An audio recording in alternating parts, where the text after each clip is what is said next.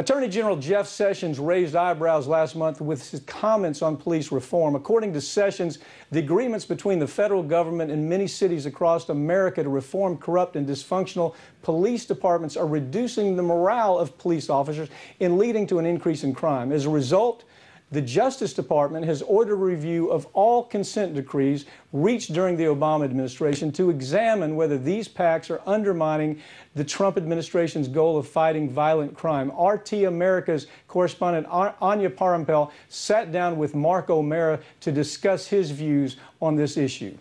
Take a look.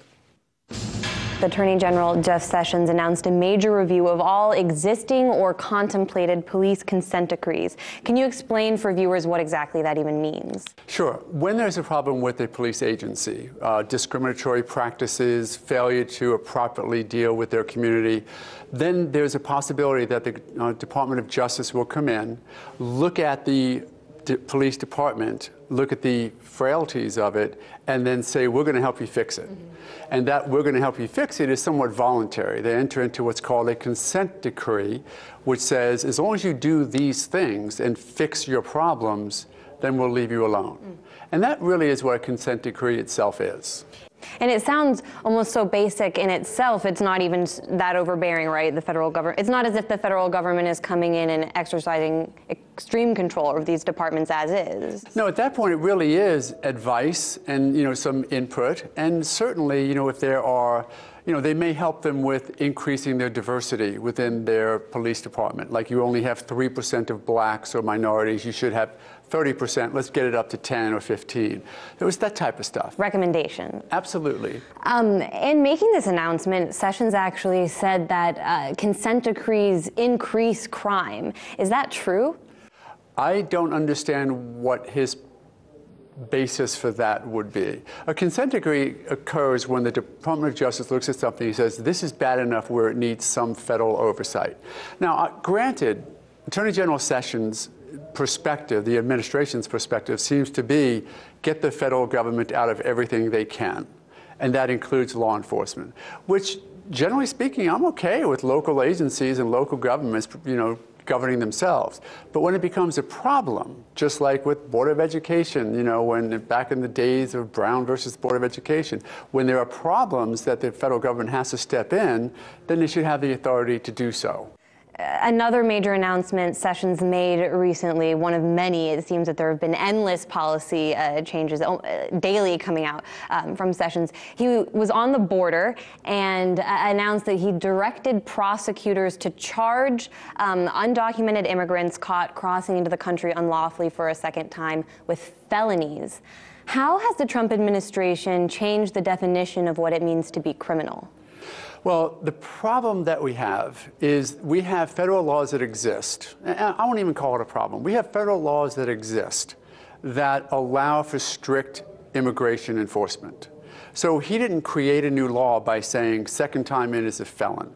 But the reality is most of those people who are coming across, they're coming from the southern border, and they're coming here generally for decent reasons. They're coming here to work. They're coming here for a better life. And I understand that they're violating an immigration law. But the idea of further criminalizing an event that's based, generally speaking, on poverty and need doesn't seem to make sense. If you want to have a stricter border control, let's do that. But we don't need more created felons. It's just a way to, in my opinion, be less sensitive to the realities that we have to deal with rather than more sensitive. What do you do in a situation like with our immigration laws? I mean, as a lawyer, you're sitting here saying that they are basically impossible to enforce, and that's what we hear. What do you do when the law doesn't match with reality and the situation that we have in the country, and the administration can come forward and say, well, we're just enforcing law here?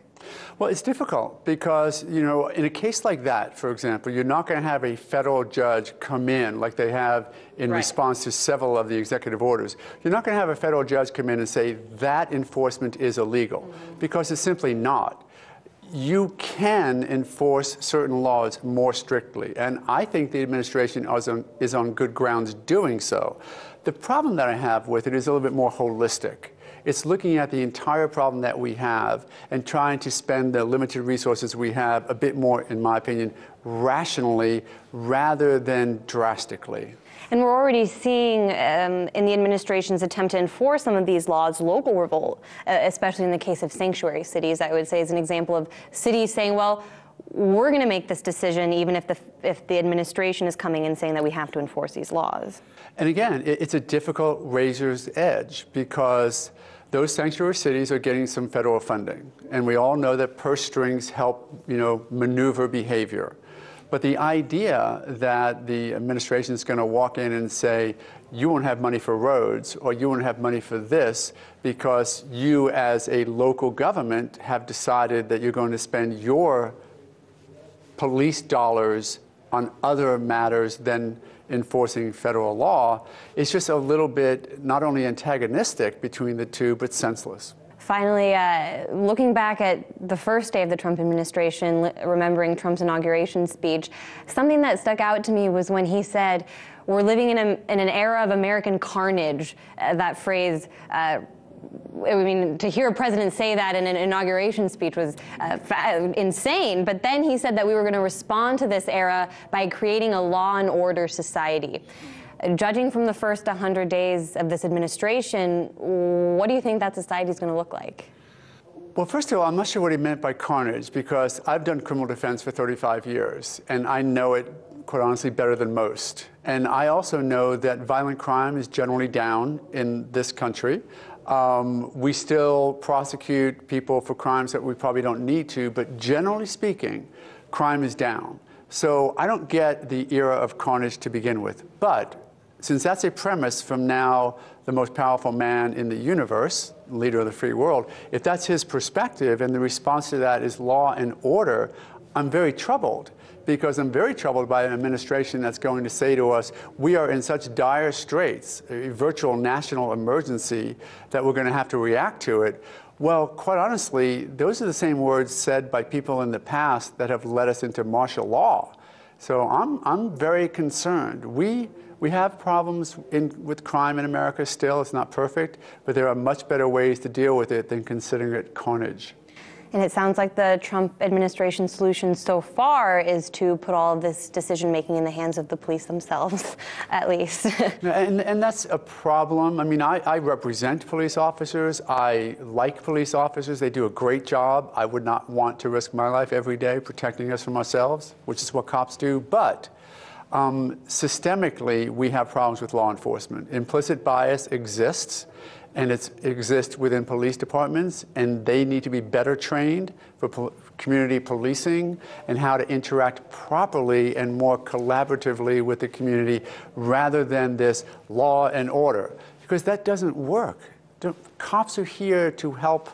Let's let them help, not become militia. Mark O'Mara, thank you for your time this afternoon. It's great to be here.